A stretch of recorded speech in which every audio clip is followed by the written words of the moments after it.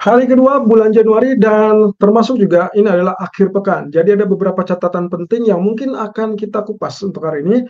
Tapi sayangnya memang minim data ekonomi sehingga kemungkinan yang akan kita lihat adalah relatif sama atau pengulangan. Dan itu berarti kita akan lihat agenda ke depan dan sepertinya ada beberapa update terbaru terkait dengan China. Apa saja itu? Ini dia ulasannya. So, tadi malam data ekonomi sudah dirilis dengan angka yang cukup menakjubkan menurut saya, karena kalau kita perhatikan dari ekspektasi yang ada harapan untuk mengalami penurunan, ternyata tidak terjadi. Nah, tapi kita recap dulu. Kalau kita lihat dari data China terlebih dulu, dengan manufacturing PMI versi Caixin yang ternyata angkanya 50,5, lebih rendah daripada ekspektasi 51,6.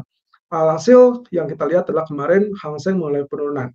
Jadi data tersebut seharusnya memberikan indikasi bahwa market atau dalam hal ini adalah ekuitas masih tetap butuh dukungan dari pemerintah dan itu berarti stimulus yang harus dikeluarkan.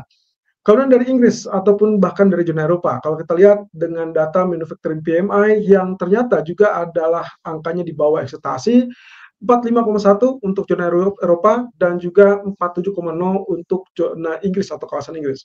Catatan yang paling penting di sini adalah kesimpulannya semua ini masih tetap di bawah 50. Ya, berbeda cerita dengan tadi data PMI manufacturer untuk China yang berada di 50,5. Ya, walaupun turun tapi setidaknya dia masih tetap di zona ekspansi, zona di atas angka 50. Nah, kalau kita lihat dari manufacturing PMI Inggris ataupun Eropa justru berada tetap di bawah 50. Nah, bagaimana dengan Amerika? Oke, kalau Amerika sendiri angkanya adalah 49,4.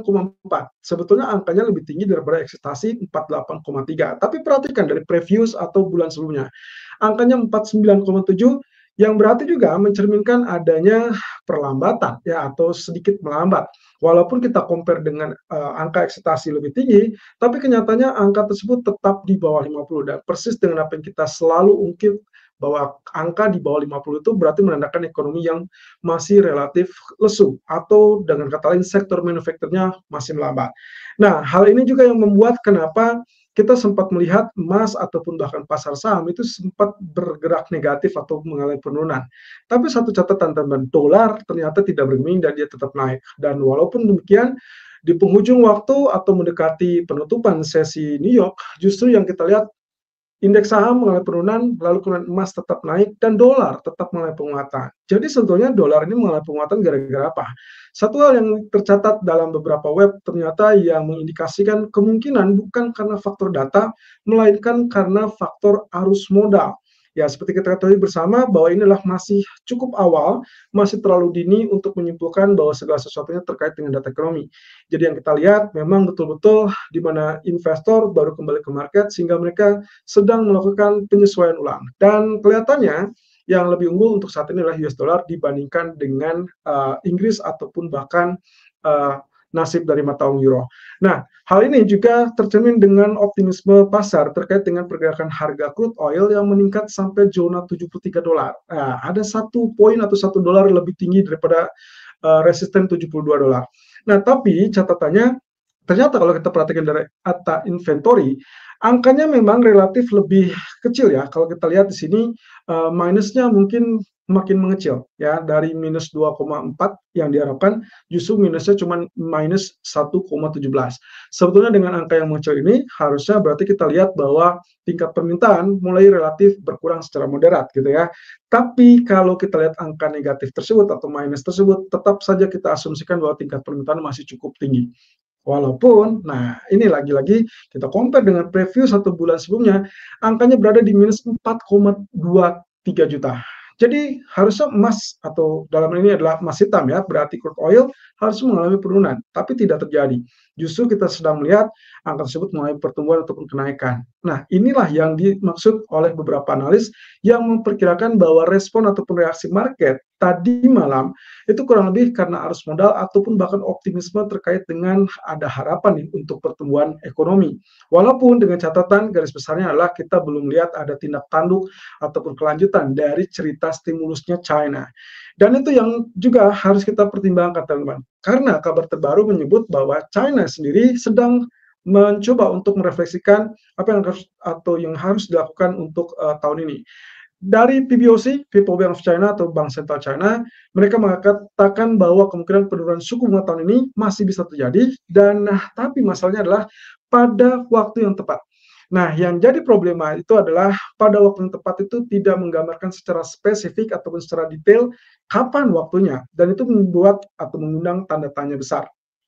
Yang biasanya tanda tanya besar seperti itu akan relatif, direspon negatif oleh market dan itu yang kita lihat dengan pergerakan harga Hang Seng. Dia sempat naik 19.900 tapi kemudian menyerah dan tertekan kembali ke 19.600 walaupun ya kita masih lihat ada rebound yang cukup kecil. Nah, jadi pada dasarnya teman-teman, yang kita tetap hargai adalah keputusan dari PBOC dari 2 bulan terakhir sudah menunjukkan inisiatif ataupun bahkan agresivitas untuk melonggarkan kebijakan moneternya. Yang jadi problematik berikutnya adalah terkait dengan kebijakan pemerintahnya, yaitu kaitannya dengan janji kebijakan ataupun stimulus fiskal. Nah, sepertinya kalau kita lihat dari apa yang terjadi tadi pagi, ada briefing, ada pengarahan yang lebih lanjut, ada yang terbaru dari NDRC atau Perencanaan Negara China yang mengatakan bahwa mereka akan melanjutkan terkait dengan sinyal untuk langkah-langkah dukungan lebih lanjut terhadap ekonomi. Nah, ada beberapa tahapan ataupun langkah yang mereka akan siapkan. Pertama itu tentang lapangan pekerjaan. Ya, mereka akan meningkatkan lapangan pekerjaan, kemudian pertumbuhan pendapatan dan juga jaminan sosial. Yang mana menurut saya ini adalah agenda yang cukup optimis karena nantinya itu akan memicu terhadap konsumsi domestik tentunya. Kemudian yang kedua adalah menstabilkan pasar properti. Seperti yang kita ketahui bersama bahwa pemangkasan suku bunga oleh PBOC salah satunya adalah untuk menangani kasus-kasus ataupun ya permasalahan properti yang memang sudah memburuk ya beberapa tahun terakhir. Dan ini berarti termasuk rencana fiskal mereka untuk melonggarkan kebijakan di sektor properti. Kemudian adanya meningkatkan atau target untuk meningkatkan pasar modal dan juga mengatasi risiko yang dihadapi pemerintah daerah yang dalam hal ini berarti kita artikan sebagai utang pemerintah daerah. Kemudian mereka juga sudah mengalokasikan 100 miliar yuan di tahun 2025 untuk 2 proyek besar dan juga 2 proyek baru dan ya saya rasa kita masih tetap punya harapan intinya adalah dari China. Dan semua ini kalau bisa terrealisasi berarti itu dampak positif untuk Hang Seng ataupun pasar ekuitas dan secara global itu berarti ada harapan untuk pertumbuhan yang bisa dibilang cukup positif ya. Nah, berarti juga itu dampak positifnya adalah kepada tingkat permintaan. Tingkat permintaan tersebut yang kita artikan juga kemungkinan dampak yang bagusnya adalah kepada pasar komoditi dan itu berarti emas. Nah, masalahnya adalah kita belum tahu seberapa besar pembelian PBOC terhadap emas di bulan Desember. Dan itu baru akan muncul datanya minggu depan di tanggal 7 Desember, di tanggal 7 Januari. Jadi kita akan lihat berikutnya apakah akan terjadi perubahan yang signifikan atau stagnan atau malah berhenti kembali. Nah, itu yang perlu dicerminkan supaya kita bisa mendapatkan keyakinan apakah emas sudah saatnya untuk ngegas kembali atau kembali mengalami penurunan. Nah, tapi masalahnya adalah kalau misalkan semua janji-janji ini tidak terrealisasi kembali, maka alhasil yang akan kita dapatkan adalah kekecewaan dan kekecewaan itu akan menekan pasar saham terutama Hang Seng. Persis dengan apa yang terjadi di bulan Desember kemarin, waktu setelah pertemuan terkait dengan pemerintah pusat.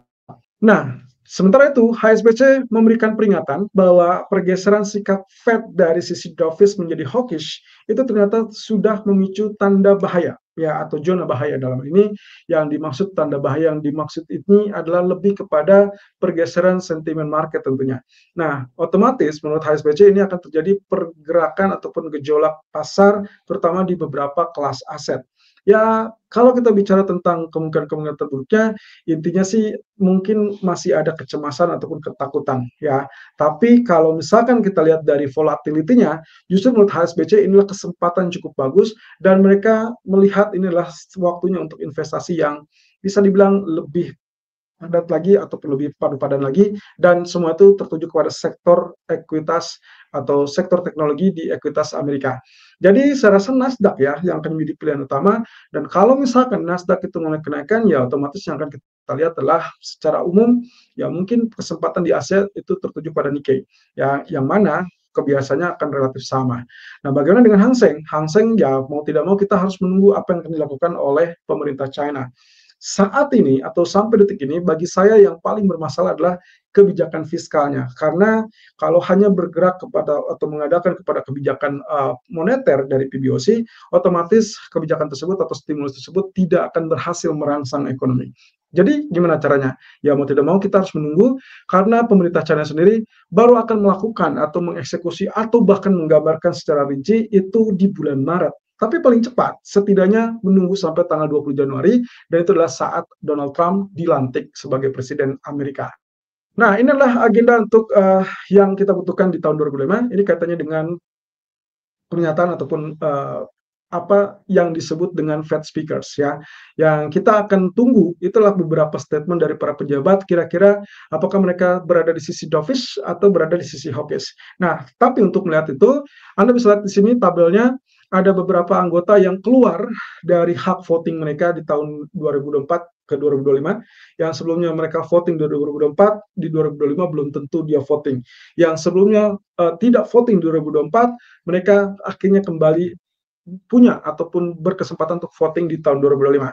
Dan beberapa catatannya kurang lebih Collins, Goldsby, Smith, dan juga Musalem yang semula mereka tidak lakukan voting atau tidak memiliki hak voting di tahun 2024, mereka kembali aktif dari tahun 2025 ini, mereka akan menjadi salah satu atau beberapa anggota yang mencerminkan ataupun memiliki hak voting. Nah, sementara sebaliknya, Daly, Barkin, Bostic, dan juga Hamad itu tidak memiliki hak voting untuk tahun 2025. Jadi mereka akan keluar dan digantikan oleh Collins, Goldsby, Smith, dan Musalem. Sementara Harker dan Kaskari kelihatannya tidak akan melakukan voting di tahun 2005, termasuk juga sebelumnya di tahun 2004 mereka tidak melakukan, tapi pernyataan-pernyataan mereka inilah justru yang akan menjadi kegentingan ataupun ya kita bilang itu adalah concern utama. Karena mau tidak mau pandangan mereka biasanya bisa menggerakkan market atau sentimen market. Untuk data ekonomi untuk hari ini, kita akan mengandalkan data ISM. Kalau kemarin data versi S&P Global untuk manufacturing PMI Amerika, sekarang versi ISM atau versi ISM. Yang biasanya teman-teman akan ada lihat perbedaan yang signifikan. Kalau misalkan kita lihat angkanya ada kenaikan di S&P Global, maka versi ISM ini biasanya bisa lebih tinggi atau bahkan malah lebih rendah. Jadi kita bisa andalkan ini dan mungkin akan menjadi penggerak utama di akhir pekan. Tapi dengan catatan teman-teman, hati-hati pergerakan market bisa saja berbalik secara agresif di malam hari setelah data ekonomi. Artinya, kalau kita lihat emas sudah mulai kenaikan, bahkan indeks saham sudah rebound di pagi hari sampai sesi sore ini, maka kecenderungan di malam hari bisa saja hal tersebut mengantisipasi data ekonomi yang akan muncul nanti malam. Ya, mungkin saja malah responnya akan terjadi sebaliknya. Jadi hati-hati, kalau lihat dari angkanya, ISM Manufacturing PMI diharapkan turun ke 48,2, dan dari previous 48,4. Nah, seperti yang terlihat ya, berarti kalau datanya negatif, dolarnya akan relatif lemah, berarti emas punya harapan untuk mulai kenaikan, indeks saham mungkin agak sedikit tertekan, tapi ya pada dasarnya kalau misalkan data ini berbalik, atau bahkan datanya sudah sesuai ekspektasi, maka siap-siap nanti malam mungkin pembalikan. Kecuali kalau ternyata kita dapat kejutan ISM Manufacturing PMI turun di bawah 47 atau bahkan di bawah 46. Ya, itu akan sangat signifikan dan memukul balik dolar, kemudian emas punya waktu kesempatan untuk mengakhiri pekan ini dengan kenaikan. Nah, termasuk juga kalau kita kaitkan dengan kejutan yang relatif lebih tinggi. Misalkan ternyata kalau S&P Global kemarin merilis angka PMI-nya di angka 49, ternyata angka ISM ini versi ISM muncul dengan angka 50 dan itu akan otomatis memukul emas. Artinya siap-siap untuk segala hal kemungkinan yang bisa terjadi. Nah, sampai ketemu nanti sore, kita akan coba lihat outlook yang terbaru, apakah emas punya kesempatan untuk tembus 2680-an atau justru dia balik badan turun kembali di bawah 2630. Atau bagaimana dengan nasib indeks saham dan juga USD Japanese Yen yang terbaru. Kita ketemu di live streaming nanti sore.